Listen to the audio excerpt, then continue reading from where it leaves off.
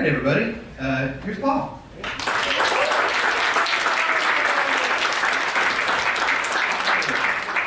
Hey, I'm just going to toss it to you.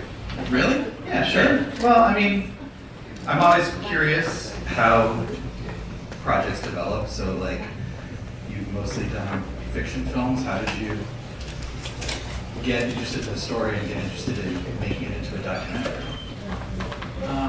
My brother, right over there, actually, who's a prosecutor for many years, has a great nose for true crime stories. And he sent me images of the machine. And, you know, from my perspective, it's sort of like you take one look at this thing and you realize there's a really incredible character study because, you know, you have this, like anyone who would be able to sustain that level of anger long enough to make that machine and also have the skill set required to make that machine and then actually go through with it, you're talking about, you know, I can't not dig into a story like that. You know, my initial approach was to write a script, and I did. And I pitched it around, and people were like, wow, that's a crazy story. But the deeper I got into the research, the more I, you know, and the archival media, the more I realized, you know, you cannot beat this. Like, no budget allows you to make something that's more powerful than this. And the deeper I got into it, the more I realized, you know, the first thing you realize when you start researching Marvin Heemeyer is that there is a lot of stuff about Marvin Heemeyer on the internet, but none of it has been written, very, very little of it has been written by anyone who's ever set foot in Granby, Colorado. It's a lot of stuff about people trying to advance whatever their own agendas are. And I found that distressing and intriguing, and you know, it became really important to me to allow these people to tell their story themselves, which has not been done up until this point. So. Cool. Well, I mean, yes, you couldn't. It's a great thriller, and that was what struck me when I was watching it, as it sort of plays like a genre film. And the way that you weave together the recreations with archival footage and interviews and everything is very effective to get you to that point where, when it actually gets into like the news footage of the rampage, it's like the last reel of the movie. Like it plays that way really well from a narrative standpoint. So, and I think from somebody who's worked so much with narrative, that's what you get from a documentary. You know, it's not always easy to work narrative or genre into a documentary. So, Thanks. Yeah, I appreciate it. Well, yeah, I'll articulate it. But I do want to see if anybody in the audience has any questions. So I'm just going to throw it straight out there, and Brian put his hand up right away. So. Hi. So from the interviews that you've done, it seems like people who are involved in this have sort of mostly moved on. I realize a lot of time has happened, so this does seem like it's not in that. Have they really moved on from this? Did you like, or that was like a weird thing that happened, or did they have like a lot more emotion behind this? Yeah, thanks. That's a really good question. Repeat the question. The question was, have the people who experienced this moved on? And you know, in light of this having been a really traumatic experience for everybody, these are a very robust lot of folks. This is a really hard place to live. It's cold as hell, and these are, you know, these are tough, hardworking people. And so, you know, there's like some real fortitude there. But this town was scarred. Like any, you know, individual experiences trauma, community will experience trauma too. And this community is still suffering. I think they were traumatized as much by people co-opting the story for their own agenda as they were by the tank. I mean, to be honest with you, there's a lot of that. But you know, there are people, Casey Farrell, who, like, one of the like loveliest guys like I've ever. I mean, I spent a lot of time with these people. Just a really solid guy. No one didn't like him except Mark was the only person I could find. I have to say a bad word about him. That's why his store had been a fixture in that community for years and years and years. It was totally destroyed. They were underinsured. It took him 8 years to get it back. I mean, it fucked up his whole life. You have found Christ, Michael Rojas in mind. From Kleist, you remember Brattle from centuries ago? I did not. I wrote a great story about Michael Kohlhaas, about a man who was treated badly by powerful people, had to be determined that he wasn't going to let him screw him over, and he did drastic things. And then centuries later, he held back the road. We wrote the story. Okay, great. Called Michael Kohlhaas. It's exactly stolen from Kleist. So it's your story, but I thought you had it in mind. I was going to ask some questions about the relationship. It's a great reference. I mean, it's an archetypal narrative. It's like, you know, I mean, it goes back vastly further than that. So from the Kleist story, Kohlhaas is the hero.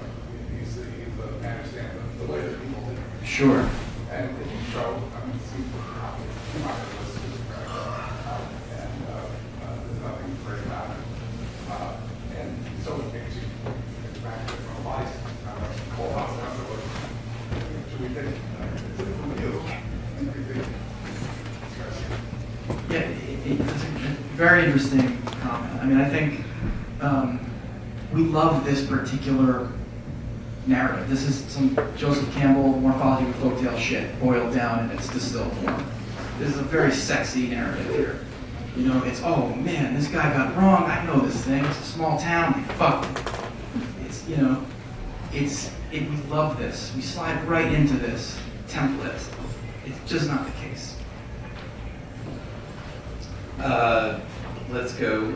Anybody in the balcony? Sure.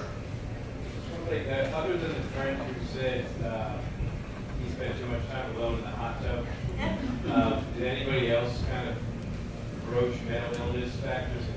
The other question said schizophrenia. And was there any explanation? I mean, I don't want to get into like a psychoanalysis. Like he snapped, but he carried it with him a really long time to carry out the plan. So was there more that you went into with like other parts of the film that about that issue? It's interesting, you know, he was not a classically antisocial guy. I mean, obviously, he became antisocial.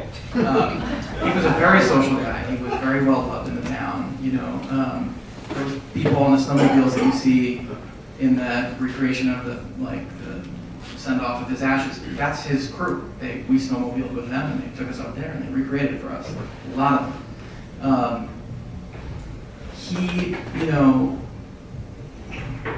I mean, I'm not a doctor, you know, I'm just a filmmaker. You know, my own sense of it is that Marvin's a guy who had a really unusual relationship with being right and got really fucking mad. I mean it when I say, like, if you take anything away from this movie, I hope that it is a consideration of what anger does to your perspective. This movie is about the fallibility of a single human perspective. You know, we get pissed, and we look for evidence to support that, and we build a case, and we build a case, and we build a case, and we can see nothing else. And you know, if you ever had a boss you don't like, someone who wronged you, you know, I think everybody can relate to that. We don't all go build a fucking tank, but there's definitely this sort of bizarre wish fulfillment element that we all like to sort of pretend we don't experience when we see this. And it's interesting to watch people take the whole journey. They're like, yeah, and then they're like, holy shit, and then like, oh my god, kids in the library, and you're like, what the? It's, you know, the reality of doing this, the reality of this destroyed this guy. It's a fucking tragedy. You know, this guy was not destitute. You know, he was well loved, he was wealthy, you know, and he had his whole life ahead of him, and he died alone in a fucking homemade crypt. Anybody else? I feel like we should just stop right there. I'm gonna go right there. How do you go about approaching a small town like this to tell their story? Like, are they protective of their story, or were they just dying to tell it?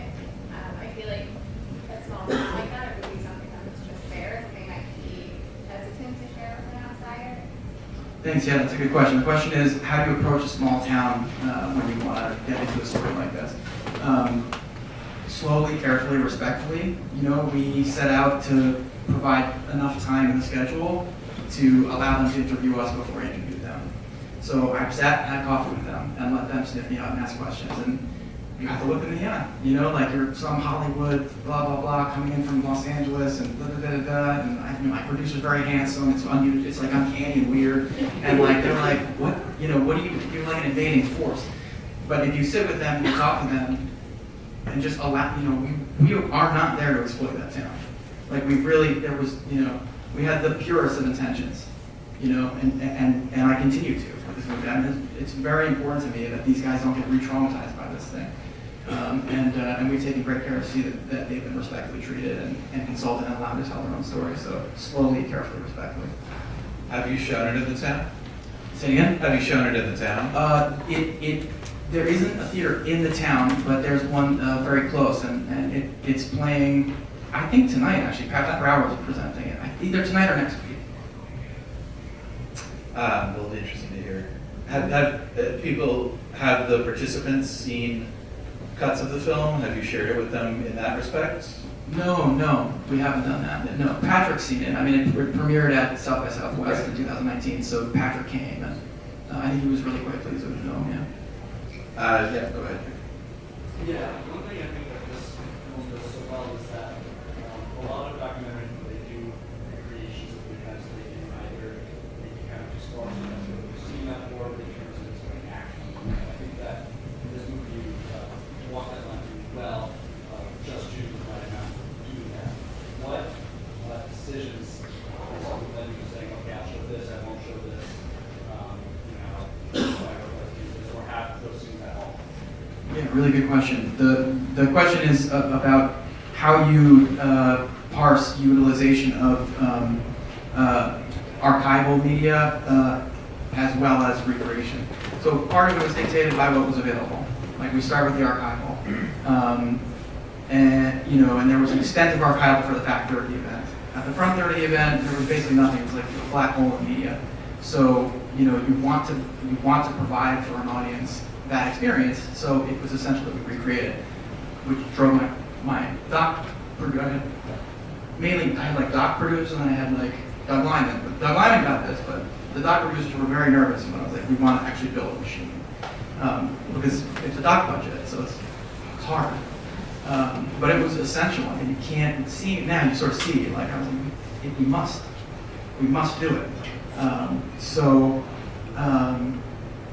that's part of it, and then it's hard to articulate. You know, like Errol Morris, like can articulate has many times articulated this better than I ever possibly could. You know, and what he talks about is, you know, I'm paraphrasing, but you know, you seek something truer than true. Like you distill the truth, you know, and you put that forth. You know, and he also talks about like, you know, everyone in front of the camera is acting. So, you know, there are doc purists out there. You know, like I come from a scripted background. I love documentaries, and you know, like I love and respect and am interested academically in that conversation and that dialogue. As a filmmaker, I just want to tell you the truth. So it becomes a good thing. Yeah, about the media. Hi, so one of the things I was very interested about was your incorporation of the narrative autobiographical tapes into the documentary, and the fact that those even exist is kind of incredible because this is a relatively open person, and to kind of create that character. So I was interested in how you went about introducing those and then eventually sort of deconstructing that narrative. And just I'm curious about the existence of the tapes and sort of link with that, how, you know, some people years. I don't know what you have to go with and how you went about choosing that to document. So the question is about the sort of crown jewel of archival, which is the tapes that Martin Heemeyer made of himself, telling his own story and setting out his legacy as he wanted it to be remembered. It is crazy that those exist. Yes, my brother taught me how to do it's a public record. So they were ours for $25. Just had to fill out the paperwork, and they were then ours. They're about 2.5 hours long, and when you start listening, you know, Marvin Heemeyer is a grand dynamo of beautiful sound bites. It's really compelling. You go, oh man, this guy got screwed. This is crazy. And the more you listen to him, there's a cyclical sort of pattern to a person who is deluded and deluding themselves. You come to recognize it, and you're listening, you rewind, you're looking for facts, there are none. And the longer you let Marvin talk, the more, the chinks in his armor, start to reveal themselves. And then he'll start to say things like, he says this weird comment about the Thompsons, he says, and they're Catholics. And you go, what? Like shit like that. And then, so the technique editorially was to tease that, to allow the first act to lean in his perspective, which was a little scary for me because I don't share it. But I had really brilliant producers on this. Doug Lyman, who did Born Identity, is like just editorially really, really sophisticated guy. And he is also a pilot and a builder. And he said to me, like, when I take people up in my plane, he said, and I turn the controls over to them, I tell them, you actually must seize the controls. Like, you are steering the fucking plane. So he said, steer it, build the narrative, like own the narrative terms. Anyway, I digress. Who's next? Anybody? Sure. In addition to depicting his anger, did you intend to show what playing the victim can do, and how that could so negatively affect someone's life? You mean as Marvin played the victim? So the question is about intent, or like. Just how that could be so destructive. So the question is about how destructive playing the victim can be, like playing the victim in the way that Marvin did. Yeah, I mean that's the thing. Whether you articulate it as playing the victim or resentment or any number of things, like it is my own personal firm belief that resentment is a super destructive thing, and that it clouds our perspective tremendously, prevents us from seeing the truth. And it is super, super common. Like we do a lot of crazy gymnastics to sustain our egos, day-to-day life. You don't have to be marketing everyone that I know, and this is a particularly toxic, corrosive phenomenon, like if you take anything from this movie, like I hope the next time you're getting yourself worked up in some self-righteous anger, which like I have done as recently as like today,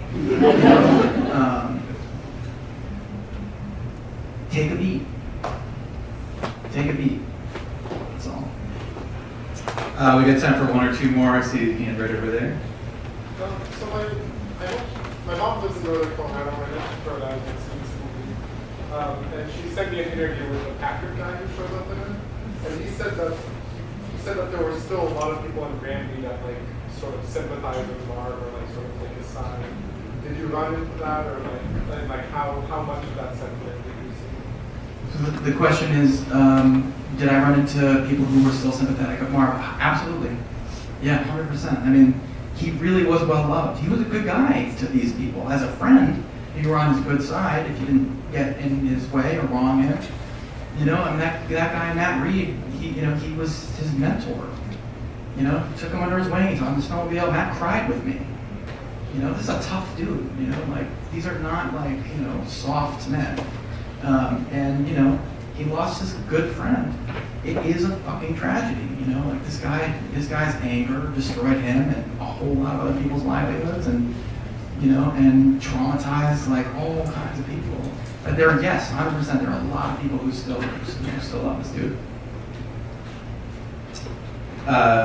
Sure, go ahead.